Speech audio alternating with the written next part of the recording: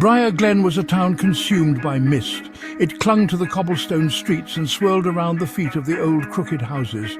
The fog was a living presence, cold and damp, seeping into bones and chilling souls. Cale Ardent, a young man with eyes as gray as the fog itself, knew its embrace all too well. Cale was the town mechanic. His days were spent in the warm glow of his workshop, the air thick with the scent of oil and metal. He found solace in the rhythmic clang of his hammer, the predictable workings of gears and pistons. It was a life of solitude, but that was how Cale preferred it. He harbored a secret, a gift and a curse. He was a manifestor. Cale could pierce the veil between the living and the dead, call forth spirits with a whisper. It was a power he kept hidden, buried deep within himself. The townsfolk of Briar Glen, superstitious and fearful, wouldn't understand. One chilly evening, as the fog rolled in thicker than usual, Cale felt a chill run down his spine, a presence. He looked up from his workbench, heart pounding. There, shimmering in the dim light, was Ilara, his sister, but Ilara was dead. Ilara's spectral form was as beautiful as Cale remembered. Her laughter, once bright and carefree, was now a mournful sigh that sent shivers down his spine. "Cale," she whispered, her voice like the rustling of dead leaves. "They're coming for you. They took me. They'll take you too." Panic seized Cale. He stumbled back, his tools clattering to the floor. This couldn't be real. It couldn't be happening. Ilara was gone. He had laid her to rest himself, hadn't he?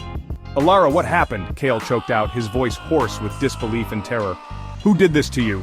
Her ethereal form flickered, her touch a whisper of ice against his cheek. "The Crimson Covenant," she breathed, her voice fading into the swirling mist. "Beware, Cale. They control—" Her warning dissolved into the ether before she could finish. Grief warred with fear in Cale's chest. He'd always feared his secret would be exposed, but never like this. The Crimson Covenant. The name echoed in his mind, a chilling whisper that promised pain and darkness. They had taken Ilara. They were manifestors like him, but twisted, corrupted. Driven by grief and a thirst for vengeance, Cale decided to find this Crimson Covenant. He would unravel the mystery of Ilara's death and make them pay. His journey led him to Lyra, a spirit trapped between worlds. Her laughter was sharp, her eyes like shards of obsidian, but she knew the world of spirits better than anyone.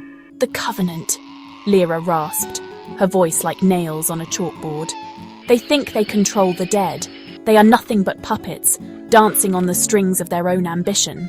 Lyra agreed to help Cale, but her motives were her own. Cale and Lyra's search led them to Erin, a historian ostracized for her obsession with the supernatural. She had spent years researching the Crimson Covenant, piecing together their history from fragments of ancient texts. They crave power. They believe they can bridge life and death, control the very essence of existence. Together, the unlikely trio ventured into the underbelly of Briar Glen, a world shrouded in shadows and whispers. Cale's powers surged with each passing day, fueled by his grief and determination. He could feel the veil thinning, the line between the living and the dead blurring at his touch. Their investigation led them to the heart of the Covenant, a hidden chamber beneath the town's oldest graveyard.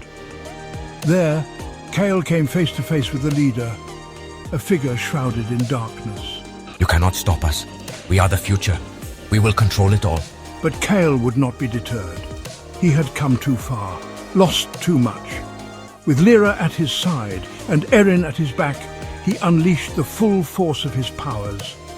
The chamber pulsed with energy, the veil between worlds trembling at his command. "I will confront the Covenant, protect the balance, and avenge my sister." The fate of Briar Glen, the delicate balance between life and death, rested on his shoulders.